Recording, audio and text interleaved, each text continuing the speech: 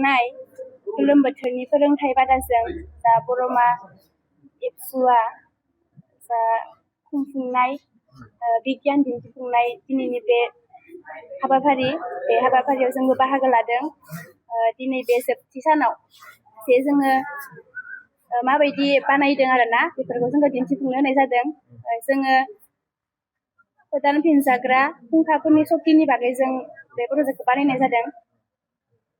सार जोङो बेखौ जों गावनो बानायदों खिन्थु एसे गुबुनफोरनिबो मदद लानाय जादों आरो। खुलुमबाय, दिनै बेयाव गुबैयै बिगियान दिन्थिफुंनाय हाबाफारि लानाय जादों। जोङो सोरांनि बायस्रानायखौ दिन्थिफुंनाय जादों। बेखौ जोङो गुबैयै बिजाबाव मोन्दोंमोन आरो बे बिजाबखौ जोङो प्रेक्टिकेलियै बाहायनो बा दिन्थिफुंनो नाजादों। जोंनि ग्रुपनि मुङा सार आइजाक निउटन। बर'मा एबसुनि गोलोम बोथोरनि कचिं क्लास लानायाव दिनै जोबनाय सानाव मोनसे प्रजेक्ट दिन्थिफुंनाय जादों। जोङो बेयाव मोनसे प्रजेक्टखौ बेनि मुङानो जाबाय कार्बननि सोखायनाय। बे कार्बनाव जोङो बेखौ जोङो सावनानै होयो।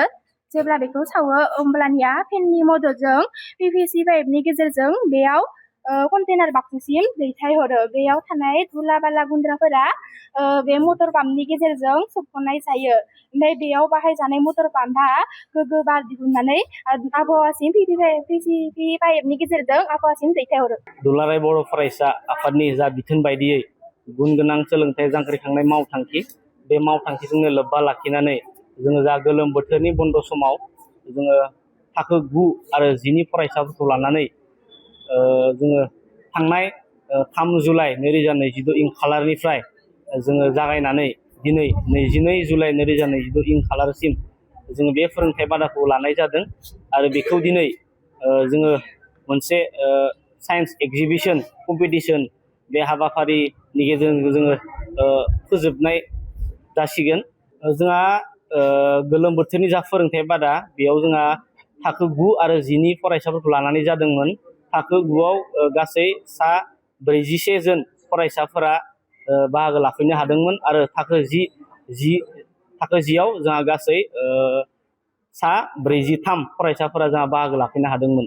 दिनैनि जा हाबाफारि साइन्स एक्जिबिसन दिन्थिफुंनाय, दा बेयाव फरायसाफोरा जोंहा बे कचिं क्लासाव जिखौ बिथांमोना रोंनो हादों, बे रोंनायखौ बिथांमोना प्रेक्टिकेलि जोंनि सिगाङाव दिनै दिन्थिदों। बे दिन्थिनायनि गेजेरजों बिथांमोना जे बुंनायनि गेजेरजों बिथांमोना मोनसे फरायनाय बिथिङाव मोनसे थुलुंगाखांनाय मोनगोन। गिबियाव आङो बर'मा दख'रा दुलाराय बर' फरायसा आफादनिसिम आङो बाक्सा जिल्ला एबसुनि जानानै आङो रोजा रोजा साबायखर बावहरदों। मिरु दुलाराय बर' फरायसा आफादनिनो बिथोन बायदियै गुदुं बन्द'आव जि कचिं क्लास लानाय नैबे हाबाफारिखौ बर'मा दख'रा एबसुआ दिनै फोजोबनो थाखाय आखायाव लाबाय। आरो बे फोजोबनायजों लोब्बा लाखिनानै बिथांमोना दिनै साइन्स एक्जिबिसन, बेवहाय गासै 7टा आयदानि सायाव बिथांमोना साइन्स एक्जिबिसनखौ खालामदो। आरो बेवहाय आङो गाहाय आलासि हिसाबै बाहागो लाफैनो मोननानै जोबोद गोजोननाय मोनदों। दा बेवहाय जोङो बाक्सा जिल्ला दुलाराय बर' फरायसा आफादा जोङो जोंनि केबिनेट आरो एक्जिकिउटिभआव मोनसे जोङो थांखि लाखादोंमोन। बे जिखिनि जोङो थांनाय गोलाव समाव जोङो जिखिनि कचिं क्लास खालामबोबाय, दा बेवहाय कर्स आरो सिलेबासखौ लानानै हयथ' माखासे समाव जों खालामबोबाय। नाथाय जोङो जोंनि केबिनेट आरो एक्जिकिउटिभआव जों सावरायनाय जादोंमोन बेखौ उइथ प्रेक्टिकेलनि गेजेरजों जाहाथे खालामनाय जायो।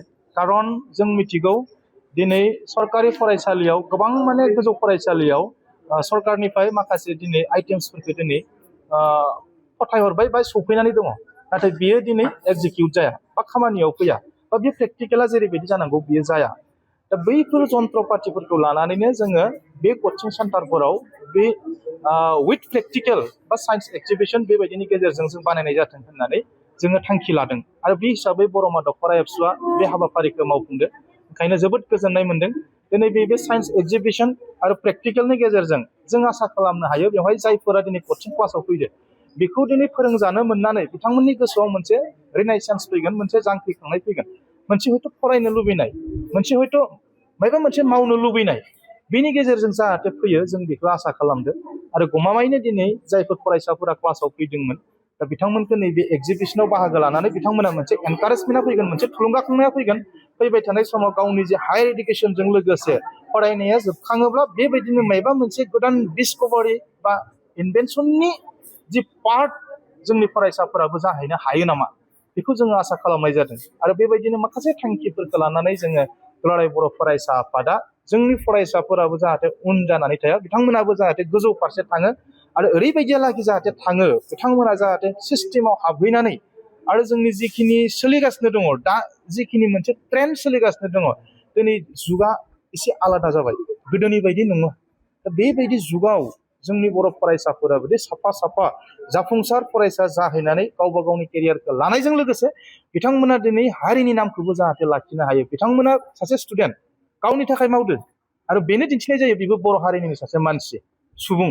दा बेबायदि जोङो फरायसाफोरखौ दिहुननो हायो नामा बेबायदि थांखिखौ लादों आरो फैबाय थानाय समाव आङो दिनै खावलायनो नागिरदों नैबे बुब्लियावनो जोंनि जिखिनि दानि फरायसाफोर दङ बे फरायसाफोरा फैगोन बोसोरनि जिखिनि गोलोम बोथोर बे गोलोम बोथोरावबो जोङो कचिं क्लासखौ जिहेतु होनाय जागोन आरो बेखौ होखाबायानो थायो दा कचिं क्लास जायोब्लाबो बेखौ जोङो एसे बेलेग जोङो गोदान मोनसे ट्रेन्डजों जोङो लांनो हायो नामा जेनि गेजेरजों दिनै गथ'फोरा एसे माने एनकारेज जायो थुलुंगा जायो फैनो गोसो जायो दा बेनि थाखायनो दिनै आं बर' माधव फरा एबसुखौ आं साबायखर बावदों बेखौ नुनानै बे जि दिनैनि जिखिनि बे साइन्स एक्जिबिसन बेखौ हयथ' दिनै ससियेल मिडियायाव बा निउसाव दिनै बिथांमोना नुगोन बेखौ नुनानै जाहाथे फैबाय थानाय गोलोम बोथोराव जाहाथे साफ्रोमबो फरायसा फरायसुलि बिथांमोना नैबे कचिं क्लासाव फैयो आङो खावलायदों मोनफ्रोमबो कचिं सेन्टाराव जों बेबायदि एक्जिबिसन आरो प्रेक्टिकेलखौ जों खालामनो थाखाय जोङो सेस्था खालामनाय जादों